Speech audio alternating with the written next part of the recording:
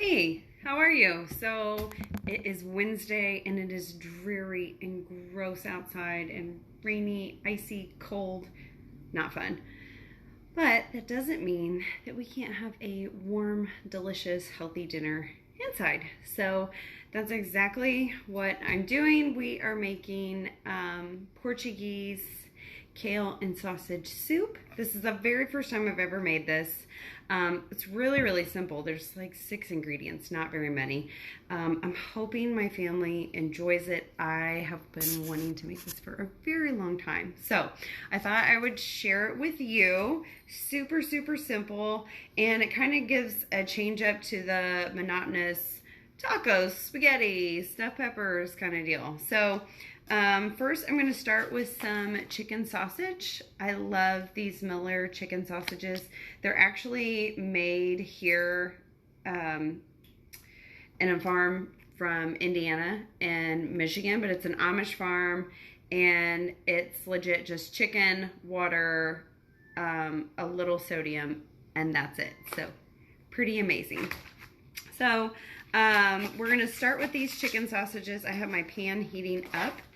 And you could also use like a turkey, it calls for a kielbasa sausage, but these are on sale, and so we went with those because, you know, feeding a family on a budget can sometimes be difficult, so you got to go with what you have or what you have on hand. So I'm just roughly chopping these sausages, and then I'm going to throw them in my pot for them to get warm or brown a little bit. And then I've already chopped, you'll need 2 to 3 leeks, which I have never cooked with leeks either, so we'll see. But hopefully everyone likes it. And a leek, and well, there used to be a bulb on it, but they're the big giant things in the store where you're like, what are those things? What would you even use them for? Apparently I'm finding out we're going to use them for the soup. And they kind of smell like a big, mild green onion. So if you like onions, then hopefully that's your jam. I'm not usually a real big onion person, but Greg loves onions and peppers and stuff. So I think he'll be a really big fan of this soup.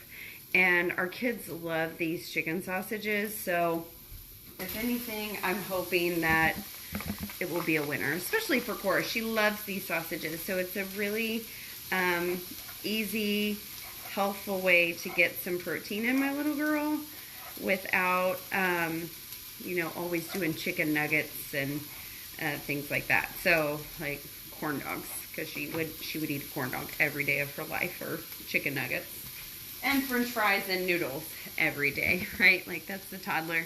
It's a toddler menu, right? It is.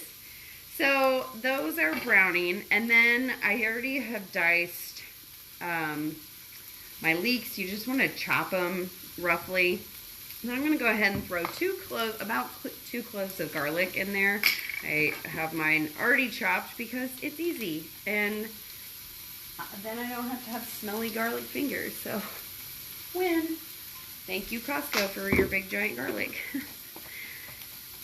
Okay, and then, like I said, I already have our 2 leeks chopped up. And you really just want to use the white and the light green, because the other's really rooty and it's very fibrous and probably not that delicious. So we're going to drop that into our pot and kind of let that cook down. And then we're going to add our kale in. So you'll need a bunch of kale. And if you don't want kale, you could probably just use spinach if that's what you had on hand. But it's really just a dark leafy green. You could use it if you really despise kale. So you want to take the center stem out of the kale, because that center stem is very bitter. And a lot of times people are like, I don't like kale. Well, because you have the bitter part. Another thing that will help you enjoy your kale is if you rub it together and kind of break up that coarseness of the leaves, it takes that bitterness out of it. So you can tear your kale, or like I'm just gonna roughly chop them, and then it's gonna go in and kind of soften and cook down as well. And then after that, we're gonna add some good kidney beans, again, more protein. And if you are a Whole30 person, you could omit the beans. And I know they're a carbohydrate, but they are a good for you carbohydrate. And it also counts as a protein. So if you're a vegan person, you could probably use a meat substitute sausage. I have one at the store and I really like it. It has like Veggie Life or something on it. So you could do something like that, and then you would have the kidney beans as a really good source of protein as well. So we're gonna drop kidney beans in there, just a can of them. So it's not a ton if you really don't like beans, but our family loves beans, especially Matthew. He loves beans. So we're gonna drop this kale in there. So all the vegetables and things you want to simmer it for about 3 to 4 minutes. I'm going to kind of hurry it so you don't have to watch. And then you're going to do a can of kidney beans. And I chose the light red kidney beans. You could do dark if you really wanted to. I don't know if it makes that big of a difference. And then diced tomatoes without salt. Here's the thing, that you're going to probably add salt to season anyways. But this way, when you have the no added salt, you get to choose how much salt is added in it.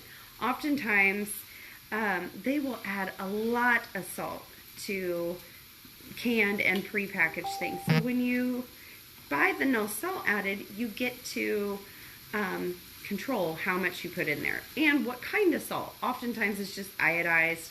Instead, you could do Himalayan salt or a good sea salt, and that would be a better option than just your run-of-the-mill table salt.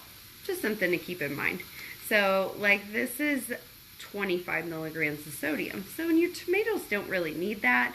You're going to have plenty of sodium, especially when you add this chicken broth in. And it's not too bad either, because I got the low sodium option of 40 milligrams. So this would be a really heart-healthy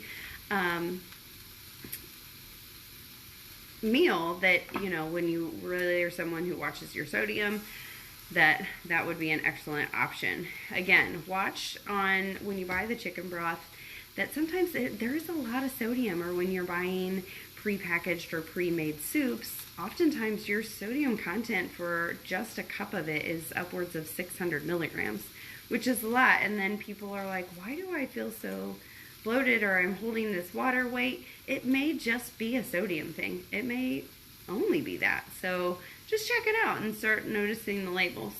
So I'm going to let that simmer for a little bit, the kale, leeks, and then garlic, and then we're going to add in the beans, drained of course, and your tomatoes. I'm just going to add all the tomatoes, even the juice in there, and then our good chicken broth. And then, or you could use a vegetable broth again if you were vegan or wanted this a little less meaty. And then just season to taste with some fresh ground pepper. And you're going to bring it to a boil and then let it simmer. And that's it. And you could serve it, you know, on a side of a salad. But really, you may not need it because there's so much great, healthy greens in this. Super, super easy. And you got a protein in there. This is a perfect dinner because when we sleep, we don't necessarily need to have a carbohydrate option, because carbohydrates are meant to fuel your body and give your body energy. But you don't need that while you're sleeping. But if you have your protein and your vegetable, you're going to be full and satisfied. Satiate. I can't even say that word. You're going to be full and satisfied for the rest of the evening, hopefully, and then you'll sleep better, and then when you wake up in the morning, you'll feel leaner and less heavy because you didn't have the carbohydrate to fill you up in the evening. And then you can start with a healthy carbohydrate and a protein in the morning. So I would love to know if you tried. This is smelling so good. I might eat before my family comes home. No, not really. I would love to know if you try this, what your thoughts are and how you feel about it. So I hope you all get home safe in this very slushy weather and have a delicious dinner with your family. So, I'll see you later.